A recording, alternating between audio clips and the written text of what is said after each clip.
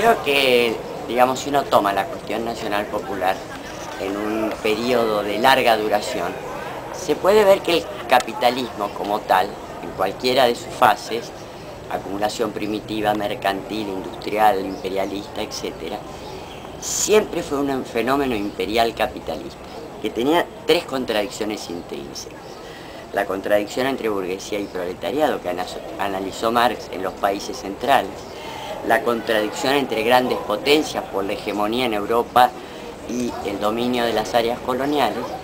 y la contradicción entre las potencias dominantes aliadas con clases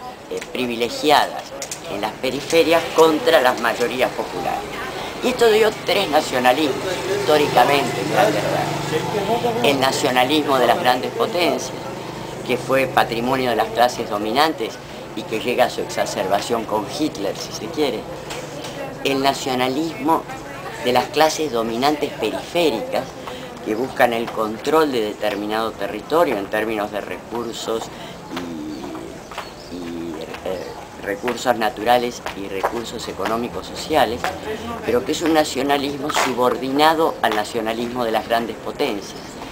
Y finalmente, este nacionalismo libertario, digamos así, de las mayorías populares de las periferias,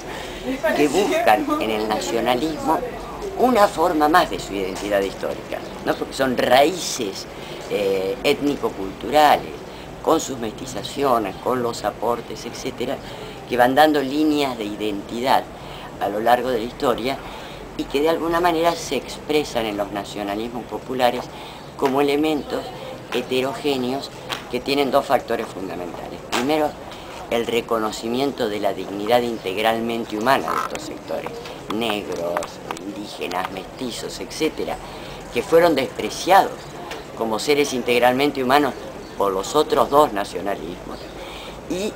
por otra parte, la idea de una liberación o de una libertad en sus territorios dentro de una conciencia de que la consolidación de su poder aparezca como un nacionalismo latinoamericano. Siempre estos nacionalismos se caracterizaron por amplificarse solidariamente hacia los otros países. Por eso, el nacionalismo popular fue siempre latinoamericanista, digamos, y esto creo que es lo que en grandes rasgos reduce o da cuenta del potencial de este elemento, y es este elemento el que permite juntar el tema de lo nacional con el socialismo, que es más difícil para las clases dominadas o para los proletariados externos, que muchas veces se aliaron con los nacionalismos de sus clases dominantes para llevar adelante la lucha interhegemónica en las guerras, desde la guerra de Francisco I contra Carlos V, allá por el comienzo del 16, hasta la Segunda Guerra Mundial, también para confrontar por la hegemonía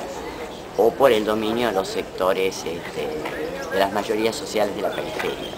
Acá en nuestra América es común hallar muy bello el nacionalismo de los Estados Unidos, pero cuando se trata de ser nacionalistas nosotros, es una cosa que no es muy buena. ¿Qué te parece eso? Bueno, es que precisamente incluso entre los sectores intelectuales progresistas, europeos o norteamericanos, ven con muy malos ojos el nacionalismo popular y por eso lo llaman populismo despectivamente, digamos así, porque saben que es la más radical posibilidad de emancipación. Vos fíjate que habría que hacer un ejercicio, o sea, Hegel tomaba la dialéctica del amo y el esclavo, donde era el esclavo el que tenía la posibilidad, digamos, la ventaja epistemológica de pensar la transformación y el cambio. Marx toma de alguna manera esta figura y la aplica a la burguesía y el proletariado, y él piensa que es el proletariado europeo el que tiene esta ventaja epistemológica. Pero si uno afirma que el capitalismo fue siempre un sistema de explotación, con una forma peculiar de explotación de los proletariados centrales, pero sobre todo con una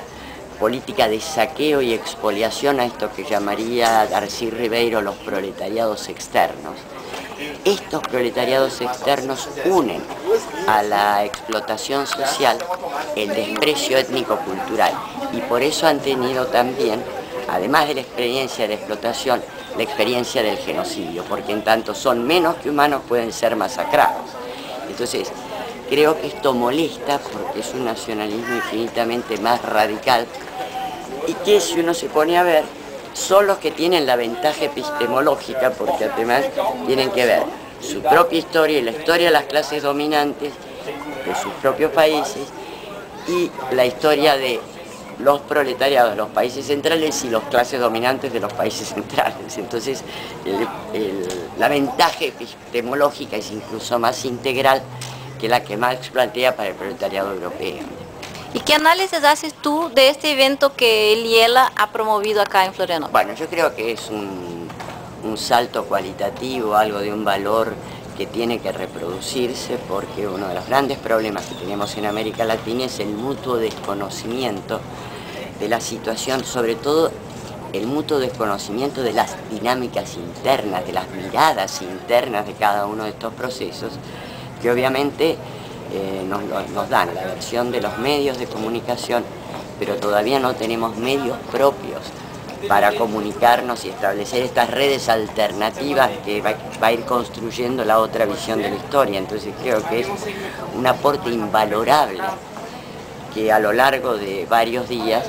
no solamente podamos escuchar, sino intercambiar. Yo creo que si esto se repitiera en otros países de América Latina,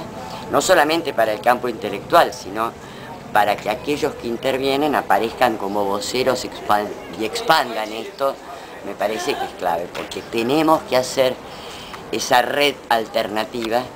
de construcción de otra visión del mundo para estas mayorías sociales que están empezando a querer tener un gran protagonismo en la historia.